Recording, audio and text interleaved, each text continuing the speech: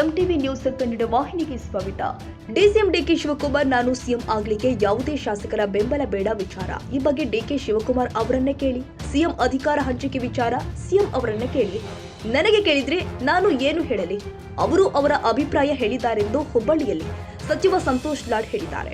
ಮಾಧ್ಯಮದವರ ಜೊತೆ ಮಾತನಾಡಿ, ಸಿಎಲ್ಪಿ ಸಭೆಯಲ್ಲಿ ಚರ್ಚೆ ನಡೆಸುವ ವಿಚಾರ ಯಾವುದೇ ಅಜೆಂಡಾ ಇನ್ನೂ ಫಿಕ್ಸ್ ಆಗಿಲ್ಲ. ಸಿಎಲ್ಪಿ ಸಭೆಯಲ್ಲಿ ಏನು ಚರ್ಚೆ ಆಗುತ್ತೆ ಅದನ್ನ ನಾವು ಹೇಳ್ತೀವಿ.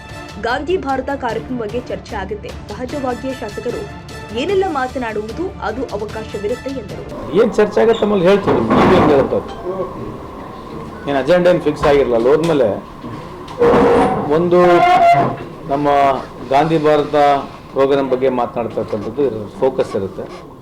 ಆಮೇಲೆ ಸಹಜವಾಗಿ CLPಯಲ್ಲಿ ಏನೇನು ಚರ್ಚೆ ಮಾಡಬೇಕು ಎಲ್ಲರಿಗೂ ಅಭಿಪ್ರಾಯಗಳನ್ನ ಅಲ್ಲಿ ವ್ಯಕ್ತಪಡಿಸ್ತೀವಿ. ಇತ್ತೀಚೆಗೆ ಸಾಕಷ್ಟು ವಿಚಾರಗಳು ಮುನ್ನೆಲೆಗೆ ಬರ್ತಾ ಇದೆ. ಅಧಿಕಾರ ಹಂಚಿಕೆ ವಿಚಾರ ಏನಾದರೂ ಆ ಬಗ್ಗೆ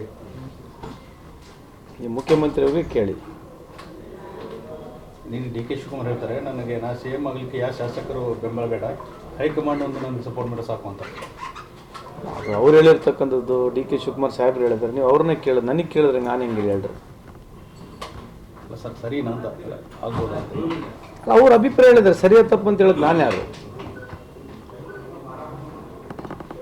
ನಕ್ಸಲೈಟ್ಸ್ ವಿಚಾರದಲ್ಲಿ ಸಾಕಷ್ಟು ವೈಭೀಕರಣ ಮಾಡಿದೆ ರಾಜ್ಯ ಸರ್ಕಾರ. CM ಅವರು ಕರೆಸಿಕೊಂಡು ಸರಣಿ ಮಾಡೋ ಅವಶ್ಯಕತೆ ಇತ್ತ? ಇದು ಸರಿನಾ ಅಂತ ಮಾಡ್ಬೋದು ಅಜೆಂಡ್, ಆದರೆ ಇಷ್ಟೊಂದು ವೈಭೀಕರಣ ಮಾಡೋದು ಪಬ್ಲಿಸಿಟಿ ಕೊಡೋದು ಬೇಕಾಗಿತ್ತ ಅಂತ BJP ಅವ್ರು ಕೇಳ್ತಾ ಇದ್ದಾರೆ.